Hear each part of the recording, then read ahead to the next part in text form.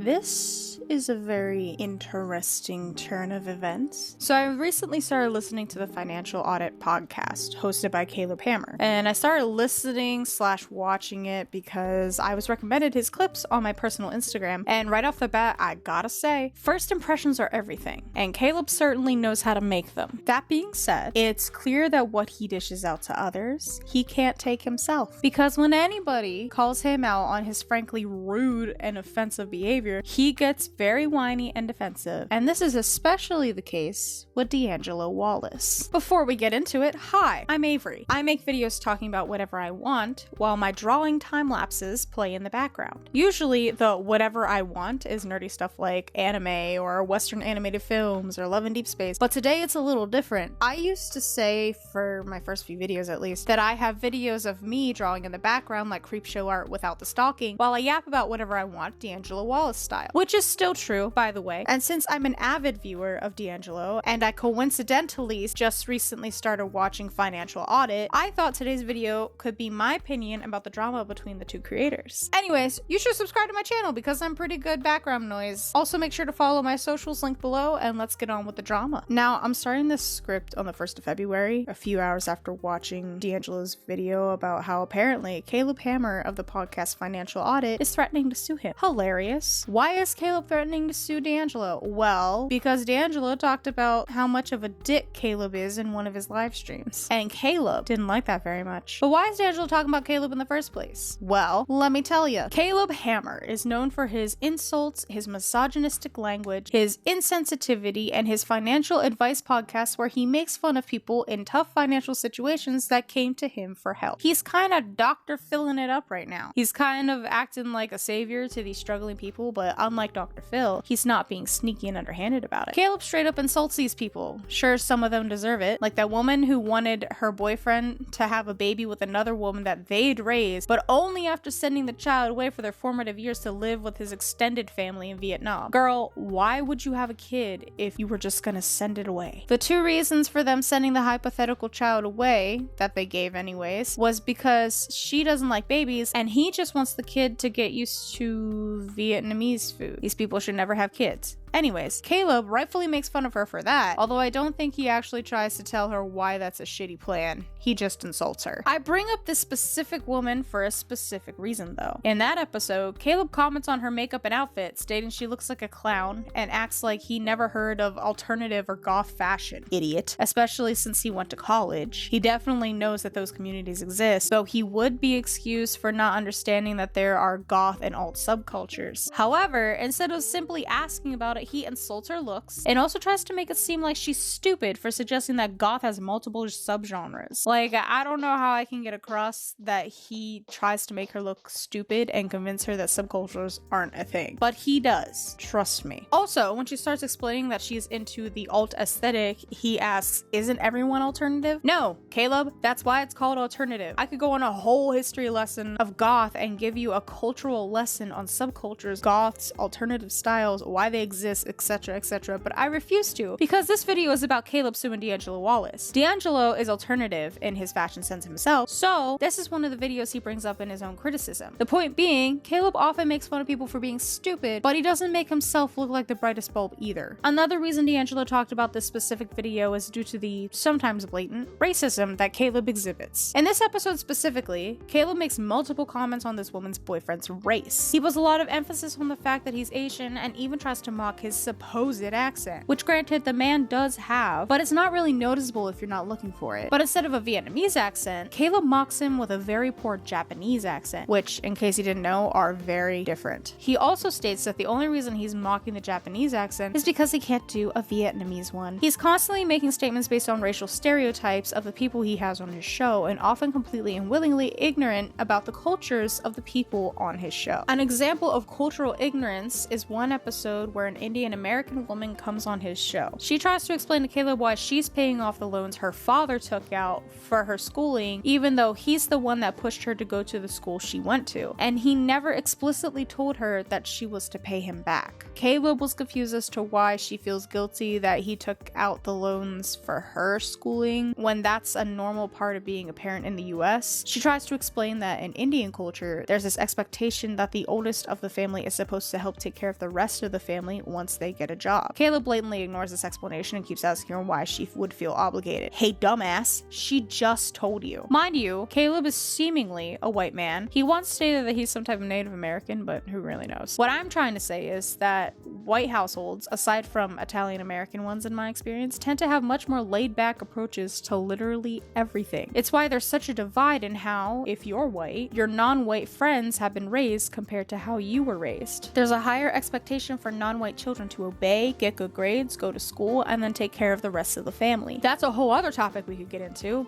because a lot goes into it. The point is, the divide is there, and the differences are sometimes very obvious and influential in a person's life, and someone of a different culture may not understand it. If this were a normal, everyday conversation between two normal people, then I wouldn't expect the ignorant party to know how a different culture works or ask questions that would make them more knowledgeable on the topic. But Caleb is a public figure. Not only is he a public figure, but he's a very popular podcast about helping vulnerable people in vulnerable situations. And so he has the platform to educate not only about finances, but also about the different circumstances behind one's finances. I assume Caleb doesn't bother with learning these new things because he doesn't want to bring politics into his show. But the thing is, finance is a very political topic. After all, the United States wouldn't have so many people in debt if it wasn't almost necessary to take out loans just to go to higher education for a better paying job. And even if more guests were able to get better paying jobs, because of this current American economy, for a single person to live comfortably in most parts of the country, it would take a pre-tax salary of around $80,000 annually, which just isn't fucking happening. I mean, even with a degree, the starting salary for many jobs and careers where I live is only around $30,000 a year. This would have been fine 20 years ago, but now it's literally nothing. The annual salary wouldn't even put a dent in my current student loans, and I had a grant of $18,000 per year for my 4-year degrees. It just isn't sustainable, and it's because of the politics of this country. You simply cannot talk about finances without talking about politics, and how the American government is actually screwing over millions of Americans. Speaking of politics, I can understand the want to not bring politics into your YouTube channel. I get it, I do. It makes it much easier for you to get collabs, sponsors, and for people all over the political spectrum to want to come on your show without fear of being politically targeted. But you don't really do that now, do you, Caleb? You see, I honestly do believe Caleb is more middle ground politically, but I also happen to believe that he leans more right than left. What makes me think that? Well, first off, he drives a Tesla, and before you say anything, just know that I am aware that there are many reasons why someone might get a Tesla, and it doesn't necessarily mean someone who has one or is interested in buying one is automatically a Nazi. If that were the case, then everyone with a Volkswagen would be called a bad person too, including me, because my dream car is a pastel colored Volkswagen Beetle. But it's the way Caleb talks up his Tesla like it's the best thing on earth. It's a shitty car, Caleb. Get Elon's dick out of your mouth. He's not gonna pick you. He also has to comment about the stereotypical blue hair, septum piercing queers that go on his show. He constantly condescends to them about their sexual and gender identities, hates SJWs, uses slurs casually, makes misogynistic remarks constantly, and is much harder on his female guests than his male guests. He also claims to advocate for mental health, but is that really true when he's constantly insulting guests with truly horrible tirades of name calling, sometimes telling guests to kill themselves and die, that they're disgusting? Sometimes these insults are warranted, because he does have some truly awful people on his podcast from time to time. But to tell someone they're disgusting for getting an energy drink at a gas station, is it ridiculous for them to do that every day? Abso-fucking-lutely. Is it disgusting? No, not really. What's disgusting is your silence as that one man insulted his girlfriend right in front of you, and you just simply were not calling him out on it the entire time. At the time I'm continuing this script, it is now February 10th, and Financial Audit has released a particular episode that, for once, isn't a completely exaggerated title. This video is important to be in this situation because I've been harsh on Caleb so far, and I want to make it clear that I don't think he's a bad person. He has a lot of biases, things and a lot of issues, but I mainly think he's an asshole. He is problematic, but that's really not the end of the world. The video I want to talk about right now is Financial Audit's Most Abusive Husband, and the title pretty much sums it up. Now, like I've stated previously, I haven't been watching this show for long, so I can't say whether or not this is completely true, but from what I've seen, this guy is probably correctly evaluated as the most outwardly and physically abusive man they've had on the show. Right off the bat, he's very controlling, to the point Caleb has to tell him to shut the fuck up 10 minutes into the video because he won't stop answering for his wife. These guys are my age, with the husband being 24 and the wife being 23. In the episode, we find out that she's cut all contact with her family because they disapprove of him, and that he's pushed her to open up a bunch of credit cards, which has put them both in debt. This isn't the first man who has come on to the show telling Caleb he wanted to teach his wife about finances while actively getting into more and more debt, but he is the most dickish about it. This video is important because Caleb is outwardly hostile to Billy, that's the name he's given for the show by the way, they're given fake names, and is more gentle with Brittany than we've seen so far. This time, the man is the butt of literally every joke, not the woman. I don't think Caleb makes one insensitive joke about her throughout the entire episode. Mind you, I don't think it's a coincidence they released this episode now after D'Angelo called out Caleb. But keep in mind, they do film these episodes weeks in advance, so this wasn't a planned episode to make Caleb look better. I think this episode is also important for the context of this video because it also proves that Caleb can be sensitive and inoffensive when he needs to be, which means he definitely knows better. I really like how Caleb handled the situation here, but it confirms to me further that he is indeed an offensive dick, who is only offensive because he knows it gets views. And to that I say, why get so upset with D'Angelo? Let's be real, you seem like a smart man. So if you know some of the things that you say are outlandish and offensive to wider communities, then why get mad when it gets you the attention you know it will get you? D'Angelo also brings up an instance in which he calls the developmentally disabled child of one of his guests retarded. Caleb's defense for this incident is that the mother consented to these types of comments, but that's kind of the fucking issue. If I saw that my mother gave her okay for someone on a large platform to call me or my brother retarded, we're fucking fighting. I'd be so hurt, and I know it would absolutely kill my brother emotionally because he himself is autistic. That's humiliating for a child. To see their mother knowingly allowing someone else to call them that, and not only allow it, but agree with it, that's absolutely unacceptable. By the way, the mother may have given her consent, but the child certainly did not. And the child is the one we're calling slurs here. If a woman gives a man consent to slap her friend, does that make it okay? No, that's still fucking assault because the friend didn't consent to being slapped. Her friend consented for her, and that's not exactly upheld in a legal court. There's also an instance where in the first 5 minutes of an episode, Caleb called one of his guests a whore and assumed she was a prostitute based on her looks. Not a good look. My last gripe with Caleb Hammer, which I know D'Angelo agrees with, is Caleb's insults are almost all exclusively female based. He calls people cunts, tits, whores, sluts, and bitches. Very rarely will you hear the man call someone a dick or an asshole. This gives me the ick. I love using the words cunt and bitch too, don't get me wrong, but referring to most people as those terms almost exclusively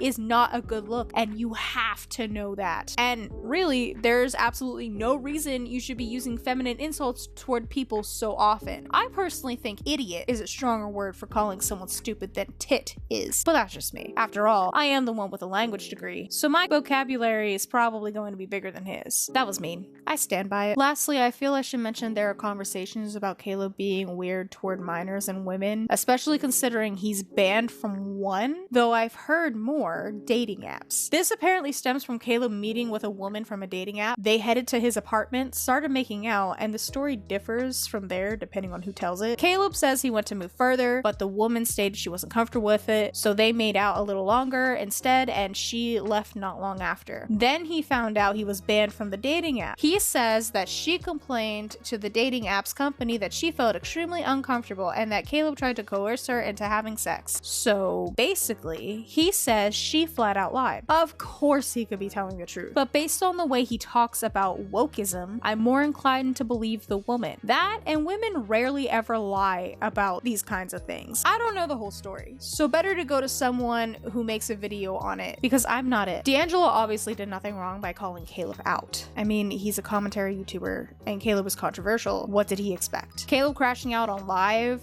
taking 4 hours on his stream to react to the entirety of D'Angelo's stream is a loser behavior. Caleb calling D'Angelo irrelevant, saying that he's done nothing for his life and that he's a nobody is pathetic and crazy. I've known who D'Angelo was for years. I just learned who Caleb was like last month, and that's only because of his clips being unnecessarily rude to his guests. I love how Caleb was fuming about calling D'Angelo a nobody one day, and then the next day he shared all these wholesome posts, taking pics with everyone on his team, acting like they have such a healthy and normal and wholesome dynamic, talking about how he tries his best to be his best self or whatever. Okay, cool. So stop pushing your financial app in my goddamn face. I'm not paying money for an app that's supposed to tell me how to save money. He does have some really good financial advice though. I'll give him that. He's harsh to people who need reality checks, and his shows are entertaining as well. I respect the grind, just not everything that comes from it. Well, thank you for coming to my TED Talk. This was not supposed to be my next video, but when I saw D'Angelo's video and saw the aftermath, I knew I wanted to speak on it. Mainly because I don't like Caleb, but I do like his show. My finances suck ass, and I love the free course career shit that he gives to his guests and stuff, but I'm not willing to be insulted to get it. Not because I'm too proud, but because I'm a sensitive person. I have another gripe with Caleb that has to do with his politics and his blatant false political statements, but that's not for this video, and also I'm trying to be less political on this platform. I do think there's a time and place for it, and this is supposed to be a place to unwind and be nerdy and talk about nerdy shit, so I'm trying to tone down my actual IRL personality and keep my Avery personality in the public eye. With that being said, down with the American government, fuck Trump, fuck ICE, and have a nice day. Follow my socials linked down below, follow my Twitch because I started streaming again, follow my Twitter because that's where I'm most active, and take a gander at my VGen because my commissions are open and it will really help me out financially. Like and subscribe, and I'll see y'all in the next video. Hi, hello, this is Unedited Avery here. What you guys think about the video?